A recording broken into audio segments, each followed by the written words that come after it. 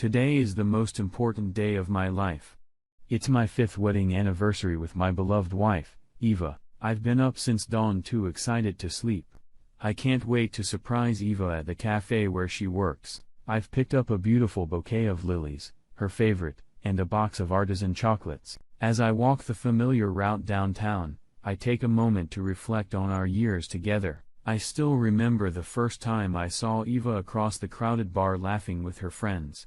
Our eyes met, and in that instant, I knew she was the one. We talked for hours and I walked her home as the sun came up.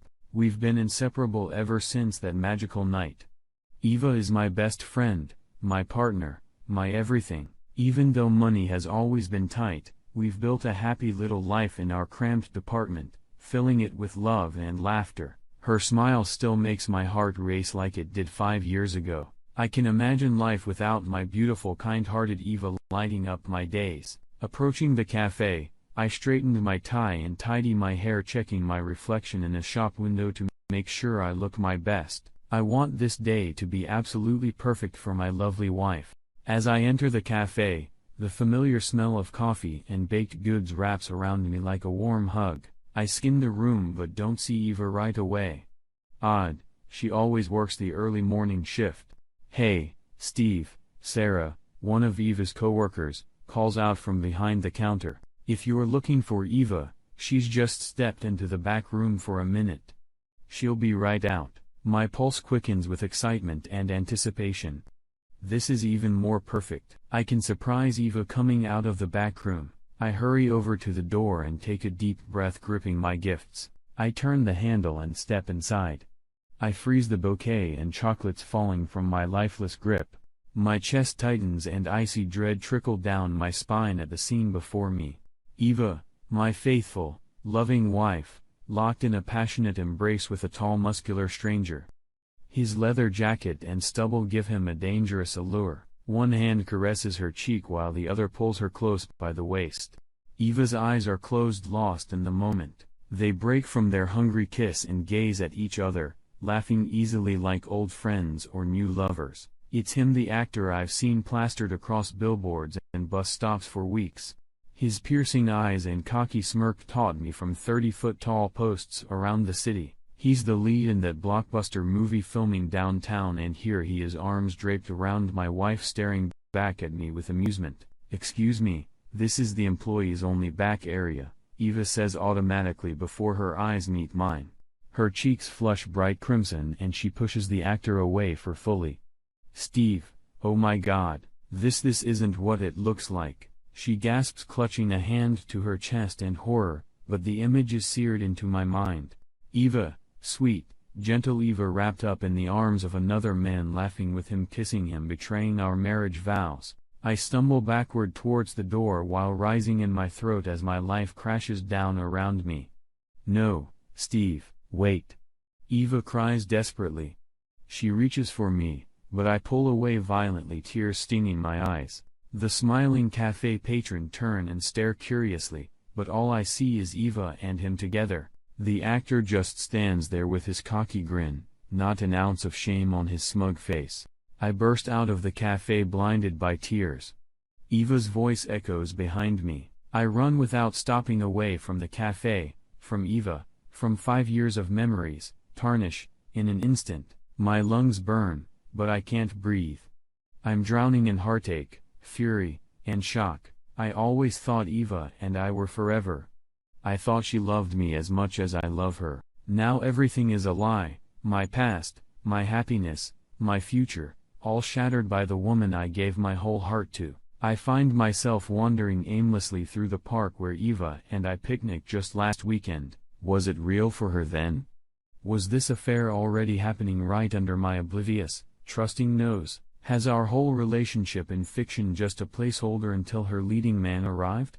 I collapse onto a bench, dropping my head in my hands as sobs wrecked my body. In this moment, I've never felt more crushed or alone. The woman I love, the only light in my small, ordinary world, betrayed for passion with a movie star stranger. I don't recognize my own life anymore. Through fragmented thoughts, one cold realization crystallizes. I have to get away from this place, from Eva, as far and fast as I possibly can. The crushing pain will follow, but staying here another minute will break me completely. I make my way in a trance to the edge of town. Luckily, I have my wallet, passport and phone still in my coat pocket.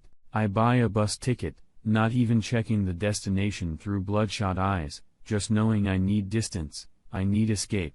When my lungs fill with air that Eva hasn't breathed, maybe I'll finally be able to think straight to face the impossible task of piecing my shattered heart back together alone. I find an open window seat, resting my spinning head against the glass as the bus rumble out of town towards somewhere new, somewhere I can start over alone. The engine drones hypnotically as we pick up speed on the highway. Exhaustion seeps into my bones, but every time I close my burning eyes, I see Eva in his arms, laughing, kissing, loving him. A voice next to me interrupts the torture slideshow. "Hey, man. I'm real sorry about what happened back there." I flinch violently, pulse racing as I take in the man who just slid into the seat beside me. No. It can't be.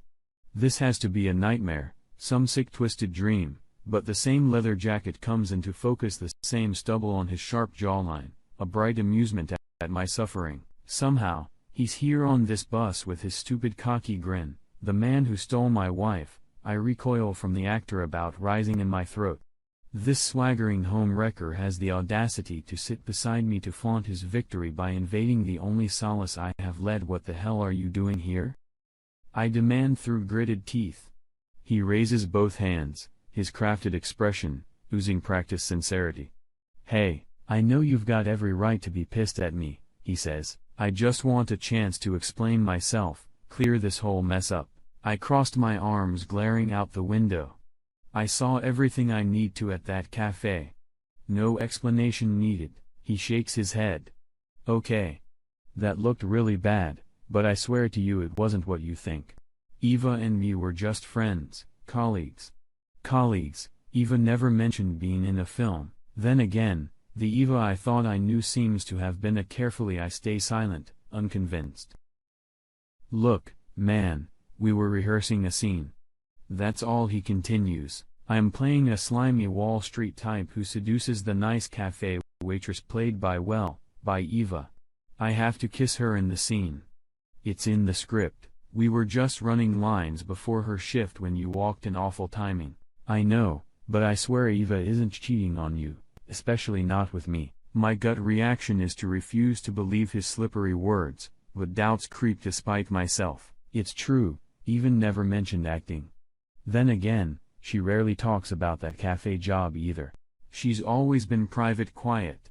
This man who's his Hollywood smart, but could he be telling the truth? Was it just a misunderstanding, a cruel twist of fate? Then why did she look so guilty? I counter, trusting my lingering anger to shield me from wishful thinking, from giving false hope a foothold to crush me again. A wry smile crosses the actor's face. Well, she was caught rehearsing love scenes with a co-star, and instead of working her shift, she might lose her job. Not exactly how she wanted her husband to find out about her secret film debut. I glance up sharply. No hint of deception shows in the actor's expression. But is he just that skilled at lying? "Look, don't take my word for it," he urges gently. "Here." He pulls a phone from his leather jacket and taps the screen. After a moment, he hands it over. I hesitate briefly before accepting. It's an email chain between the actor and Eva. My eyes scan the messages hungrily despite still simmering hurt. He's telling the truth. They discuss script revisions using language any actor would know. No pet names or terms of endearment. The tone is professional, even somewhat stiff. My wall of anger and pain cracks. Could this all have been a huge misunderstanding? It still doesn't explain why Eva hid this film role from me for so long, but I have Eva's number too.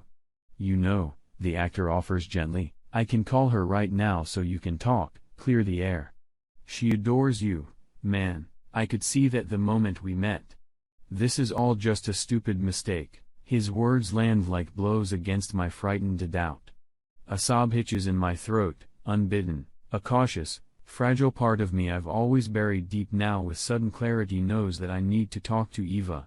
I need to look into her eyes and decide for myself if what this actor claims could possibly be true. If the woman I love so completely could still be innocent, still be mine, with trembling hands, hardly daring to hope, I take the offered phone and select Eva's number from his contacts. My heart hammers against my ribs as it starts to ring. After an eternity, I hear the most beautiful sound in the world, Eva's voice choked with tears, but still so achingly sweet, like coming home.